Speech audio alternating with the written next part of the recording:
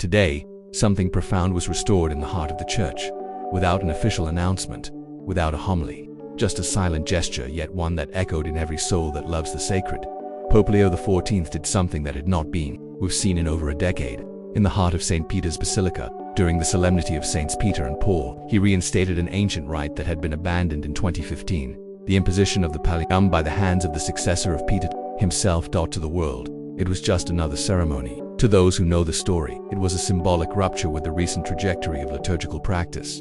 There were no fiery speeches, no official notes.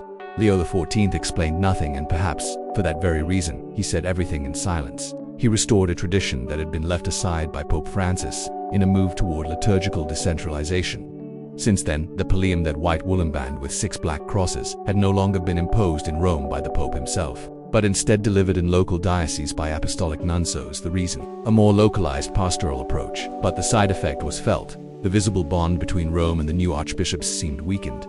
Today, that bond was restored, and not with words but with a sign. The Paleum, always more than an ornament, returned to what it always was, a symbol of unity, of communion, of pastoral authority offered with humility. It is made from the wool of lambs blessed on the feast of St. Agnes. It represents the weight of the flock on the shepherd's shoulders. And above all, it represents the embrace of Rome to her son sent to shepherd God's people. Leo XIV gave the Rite back its origin, and in doing so, he spoke to a group that for years felt forgotten. Those who love tradition.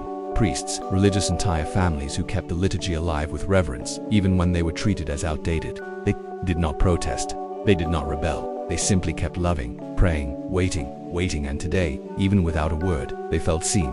But this gesture did not come in isolation. Since his election, Leo XIV has avoided the spotlight. His public appearances are discreet, his words measured, his style sober. He celebrates the liturgy with eyes lifted toward the transcendent, as one who knows that the altar is not a stage, but the threshold of heaven. And this has caused discomfort. Because unlike the trends of recent years, Leo does not speak in slogans, nor act by political strategies. He speaks through symbols. He speaks through the liturgy. He speaks through silence. Some try to downplay it. It's just a personal style, just aesthetic preference. But the consistency of his gestures reveals otherwise. Leo XIV is intentional. His language is theological. His direction is clear. And what he did today was more than a ceremonial recovery. It was an unspoken declaration. Rome is still the visible center of communion. And that has stirred reactions. In the curious backstage, there is both enthusiasm and unease. Faithful who were once called rigid now feel hope, but there is also mistrust. Some of Leo's appointments are tied to progressive circles. Others, more traditional, have not seen as much prominence. There is, therefore, a tension. Are we witnessing a strategy or merely a collection of disconnected signs? The Pope himself has not answered. He doesn't need to. The Church speaks through symbols, and what happened today was symbolic in its highest degree. The imposition of the Paleum in Rome, by itself, does not change decrees, nor overturn documents, but it breaks the silence. And wherever silence is broken, reconciliation might follow. Today's gesture is like a small seed sown in fertile soil. It will not bloom tomorrow, but it is already planted, and that is all those who love tradition ask for. That the Church not forget her roots, that she not treat sacred signs as ornament, but as bridges between the visible and the invisible. The liturgy is not cultural expression, it is body, it is mystery, it is the language of God. So even if full reform remains distant, even if tensions persist, something began to move today. And Pope Leo XIV did not need to give a speech. His gesture spoke more powerfully than 1,000 pronouncements. The Paleum has returned to its place. Rome has returned to embrace her pastors, and the faithful, for a moment, felt that the Church still remembers who she is. Maybe tomorrow will bring silence. Maybe contradictions will come. But today, Rome whispered in the language she knows best, the liturgy, and she said to her children, "You are not alone." But now that the liturgical dust begins to settle and the basilica bells no longer echo through marble corridors, what remains in the heart of the Church is a question that lingers like a whisper among the most attentive, faithful. What now? What will come after this gesture? Because in the Church, nothing is done by accident. And a gesture like this, silent, yet loaded with memory, never stands alone. It carries within it the potential to inaugurate a new time. It is no exaggeration to say this was one of the most powerful moments since the beginning of Leo XIV's pontificate, and perhaps the most daring, because today, every gesture in favor of tradition is examined with a magnifying glass. Every step is analyzed as if it were a political maneuver, not a spiritual one. But maybe that's exactly what the Pope is teaching us. Reconciliation is not accomplished through decrees, but through fidelity. Fidelity to what we've received. Fidelity to the Church's memory. fidelity to what sustains us, even when we do not understand the paths down which we are led today. Many who have remained silent for years, not out of fear, but out of love, were finally able to breathe. Because this is not about winning an internal dispute. It's not about proving who's right. What's at stake is far greater than liturgical preference.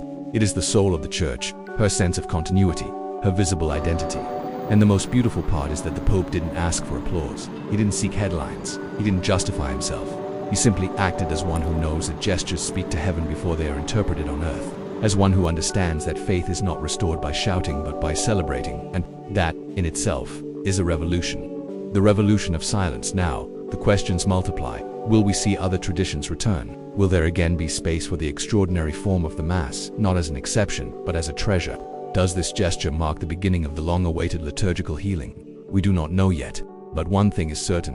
When Rome moves, in silence, the entire spiritual world listens. In sacristies, in hidden monasteries, in the hearts of the faithful who never abandoned the altar, a flame was lit, faint, perhaps, but real. And it is with that flame that what once seemed forgotten is rekindled. This moment doesn't need to be followed by an avalanche of reforms. It doesn't need to be immediate, because tradition is never in a hurry.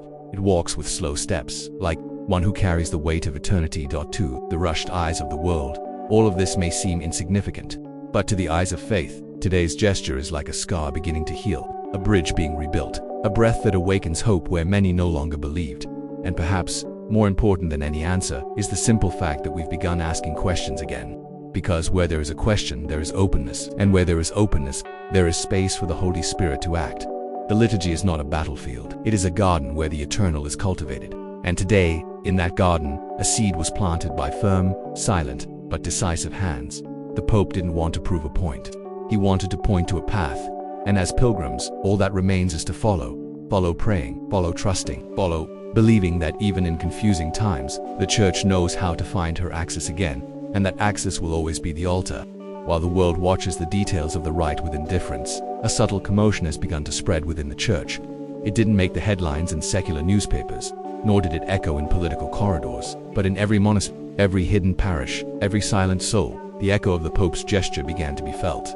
Reports came from unlikely places, from a small village on the outskirts of Lithuania, where a group of young monks, cloistered in silence for years, lit a candle before the altar, not for words, but for a gesture. From a priest in Colombia, who has celebrated the Tridentine Mass under constant pressure from his local diocese, and who today wept upon hearing that Rome had finally extended a hand. It didn't call him by name, but spoke directly to his conscience.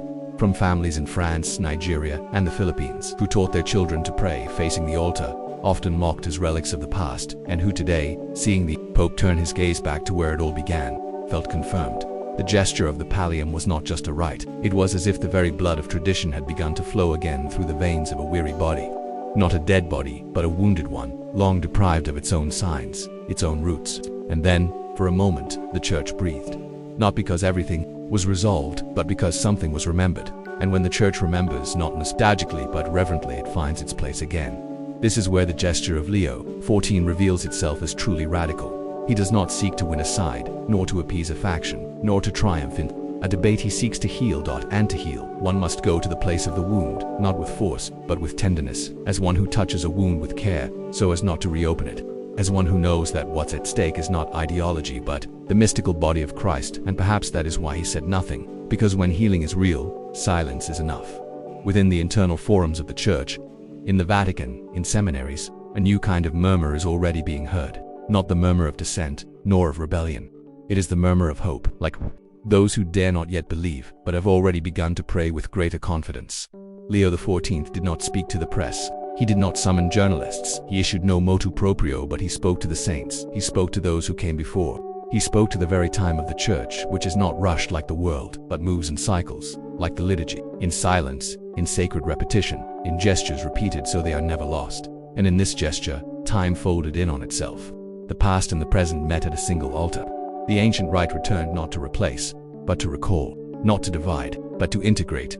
For where living tradition exists, unity is found, and where true unity reigns, there is space for all, even the forgotten. That is why this gesture was more than a liturgical restoration. It was a spiritual confirmation, a whispered answer to thousands of silent prayers, made in the dark, at the foot of the tabernacle, in confessionals, in tear-soaked rosaries, prayed in faith. Today, those prayers were heard, and answered not with decrees but with a sign. and the language of signs is the one the Church knows best. It was so in the beginning: a cross, broken bread, a glance in the upper room, a touch on a hem. And today, once again, it was so, and those who had eyes to see saw. Those who had ears to hear heard. Those with wounded hearts felt. But now, as the incense fades in the vaults of the basilica and the vestments are carefully folded and put away, there remains silence, a silence that does not weigh but waits, as if knowing that something has begun, even if no one yet knows what to call it, as if sensing that heaven has stirred even while earth insists on keeping its eyes shut, because this is how God acts, without fanfare, without prior notice, without guarantees. Faith has never been made of human certainties, but of steps taken in the dark, eyes fixed on the distant light, the light that always shines from the altar. And on that altar something was restored, not just a form, not just a rite, but a consciousness, the awareness that the sacred need not be reinvented. It only needs to be received again with humility. And perhaps this is the greatest lesson left by Leo XIV, that humility is not in yielding to pressure, but in bowing before the eternal. Today's world is tired of promises, so is the Church. What is sought now is coherence. Gestures that speak louder than speeches, silences that carry more truth than 1,000 theological texts. And that is precisely what was seen in that liturgical gesture: a silence full of doctrine, a reverence charged with history, a gaze turned toward the altar, and with it the soul of the Church returned. We don't know what will come, perhaps nothing immediate, perhaps the media will ignore it, and scholars will scoff, but truth does not depend on the press. It depends on the fire that burns silently in the hearts of the faithful. And today, that fire was rekindled. Now it is up to us not to let it go out. It is up to us to keep our lamps burning, like the wise virgins of the parable. It is up to us to pray more deeply, not for structural change, but for interior conversion, because the true reform of the Church always begins in the desert of the soul, not in the halls of power. Leo XIV did not give us a map.